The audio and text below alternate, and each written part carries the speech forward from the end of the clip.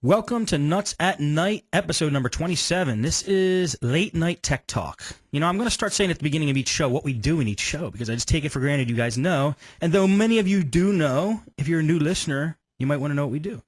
So in this show, me and Steve D'Amico just talk about tech at night, late at night, like it is now, at least on the East Coast.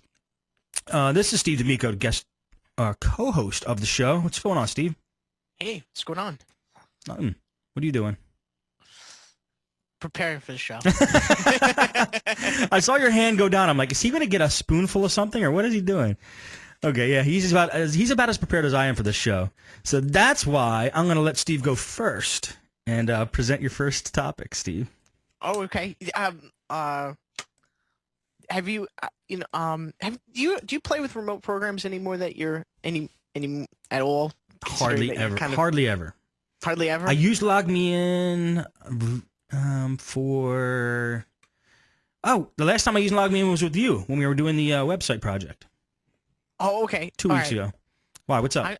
I've been using. I used to use Crossloop and I was hating it for a while, but I'm starting to like it again. They did some updates, and I know that a lot of people were dogging on it. Every time I heard anything about it, everybody was always saying, it's slow, it crashes, it's terrible, this and that. Actually, I've been using it and I actually kind of like it. What do you like about it? Or first of all, what was bad about it at first? I never used it. And what do you like about it now? Well, it kind of works. I don't like it. I'm not crazy about it. LogMeIn is really what I've been using, especially because I don't like to pay for anything. And it's LogMeIn free. But I've been using Crossloop I've been installing Crossloop on all of my customers' computers, and because it's like an invitation based thing, so that if I never see them again, it's like a no big deal kind of scenario. And but if they do call me, I basically just tell them, oh yeah, go look for this program, load it, and then from Crossloop I install LogMeIn. So from Crossloop, I mean, yeah. This is like what Door to Door Geek was talking about. I know. You guys use your remote programs to install LogMeIn on customers' machines. I know, and you know what? He has like this crazy, really smart, really well thought out way of doing it, and I just do it through Crossloop. I find it to be less easy. No, so I guess it's not good enough that you don't want to use LogMeIn. Like, why can't you just use Crossloop the whole time? Because Crossloop is invitation based, so it if you have to reboot, you mean? Yeah, you can't reboot. You can't do a lot of it. It has a lot less features. It's just, I think it's really kind of good enough to kind of just mess around a little bit. And then I did a few things with it. Like if you're not going to do a lot of reboots, if you're going to do pretty simple tasks with it, then it's not so bad. It's pretty good. Yeah. You know, it's all right. I mean, if it's good for what it is. Was it you who was telling me about Crossloop? You people using that for other purposes besides just remote logging in? Like, it's more geared. Or it has an aspect to it, right, where you can like kind of pimp yourself out to people who wouldn't normally call you, right? Yes, you can exactly. You can actually you could go on there and you can like set up an account and then you can get rated kind of like what are those? There's a lot of different services that are similar to this, but they're a lot better than this one. Like free, you could freelance yourself. That's what it is. It becomes searchable, and then people can rate you and everything. It's not. I can't really recommend it. There's like a million people on there all doing computer repair like stuff, and I don't know how they're doing it with this program. I don't know how you're like removing spyware with this. It just doesn't make much sense. I see. Maybe they're all using it the way you're using it. I think a lot of people are. I don't know for sure though. Ouch. Excuse me. Yeah. Hey, how do people find you on Crossloop? They have to go to Crossloop's website and find you, or do you get indexed somewhere else, like Google or something? Well, how Crossloop works is like this.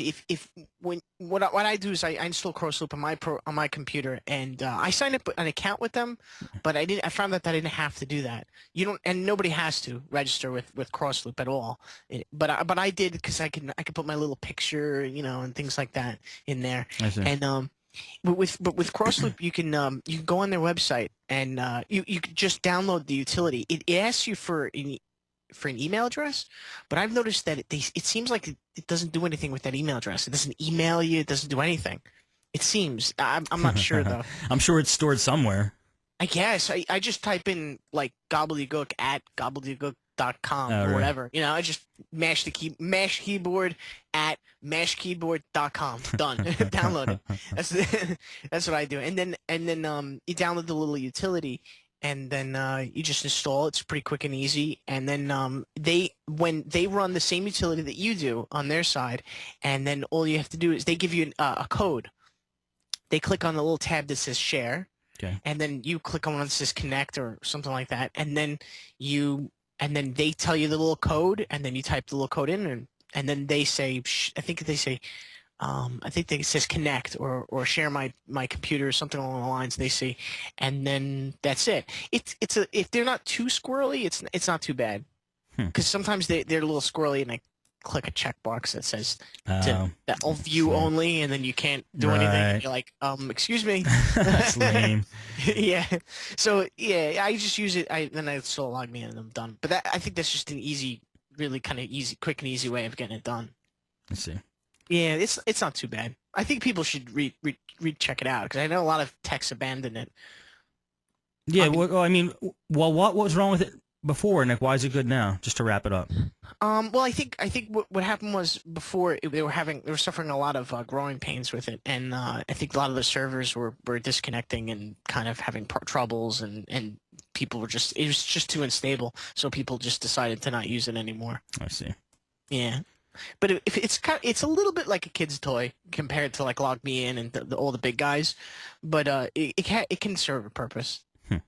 You know. Like if you're in a situation where you're like, I don't want to still log me in or TeamViewer or whatever it is on this customer's computer, because I don't know if I'll ever see them again. You install this way. If they do call you, you don't have to go tell them to go through the steps of going to crossloop.com. Right.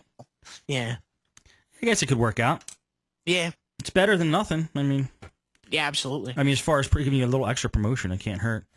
Is the video and audio coming through okay for you guys who are watching this? Just want to make sure, because I don't want. If it is laggy, I might know how to fix it, but just let me know in the chat room there. It's coming through okay? Okay, thank you. CES, Steve, you been following CES at all? No, I haven't. I've been kind of away from the whole world. Yeah. Working hard. Good for you. I mean, I've seen a couple things that they have there, and I definitely want to go next year, but I haven't seen anything that blew me away yet. One cool thing, we'll just talk about a couple things I've seen, is this Flow TV. You ever hear of Flow TV? No, is that the 3D stuff? No, it's a box, right? It's like a I don't want to say iPhone size, because it's actually bigger and thicker than the iPhone. But let's just say, for example, it's like an iPhone type device with just a screen, and you basically get wireless TV through the thing.